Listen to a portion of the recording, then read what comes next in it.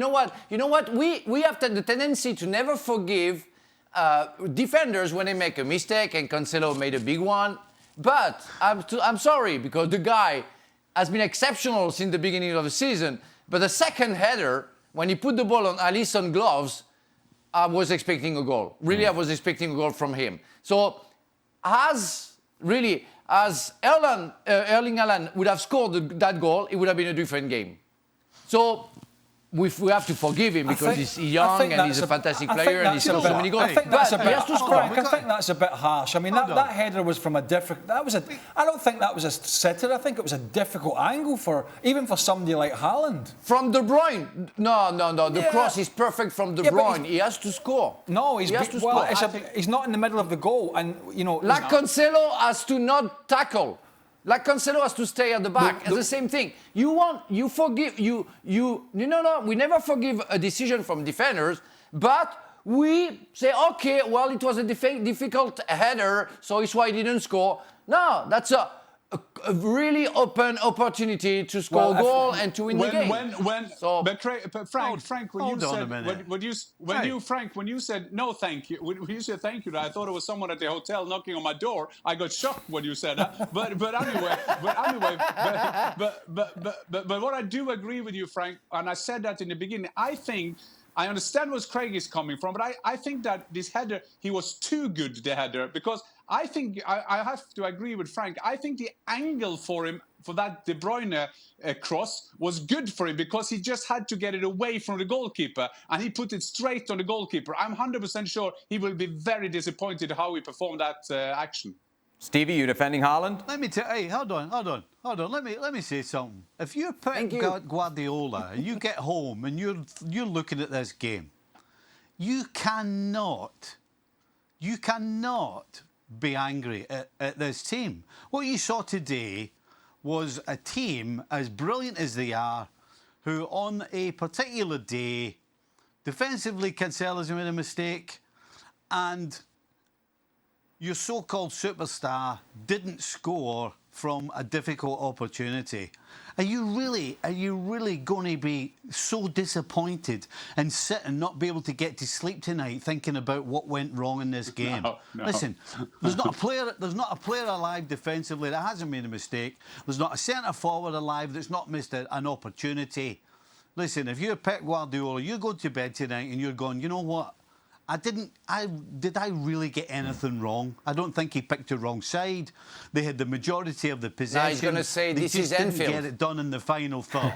So, you know what? Sometimes that happens with individuals. You can't sit there and think that City got anything particularly wrong.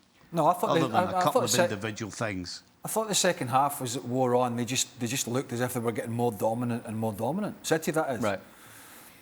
But Liverpool, for a change this season, just looked so much more dangerous on the counter-attack. Did they do enough to I don't think it was a bad... I agree with Steve. I don't think it was a bad performance, but these little errors keep creeping in certain games. Sticking on Liverpool, do you feel... Hold on, guys. Do you feel like they did enough? Who? Today, Liverpool, to make you believe they can get back into the title chase? If they play like that. Oh, the title chase? Yeah, title chase. I mean, no, I don't think they're going to close 30, however many points is it? It's 14 to the top right now. Yeah. 10. But with a game in hand. 14. I'm looking at chasing down Manchester City, and I don't think, although they did close a gap last year, I don't think they're playing well enough, but maybe this will just give them the impetus to go on a run. We keep waiting in Liverpool going on a run. But before this game started, at the end of the week, nobody saw it coming. Nobody saw this performance, and nobody can see this run coming. So they're not going to. I don't think they're going to be anywhere near winning the title. Their fight for me, because I don't see City. City played well today. Didn't have that cutting edge, and made a bad mistake at the back. They're not going to drop a barrel load of points in the Premier League. Have you seen some of the teams in the Premier League? They're just going to absolutely smash them from pillar to post. It's up to Liverpool to put a run together, Jan, to try and get in that top four. We were talking about this, Tottenham strong, Chelsea with new manager look strong, United, Newcastle, all these teams, Arsenal going well. The fight's for the top four now. We were discussing whether Liverpool would make the top four. So You know, whether they can take this one great performance and run with it, that remains to be seen. Jan, last word on this to you. Yeah. Just a short question to Frank, to Craig about this. What we always say of the errors of Manchester City, isn't that because Manchester City in most games, nearly all games, do have a good plan? They always do their plan, and the only thing you can break down that plan is that some individual at that team who has always a good plan will do errors.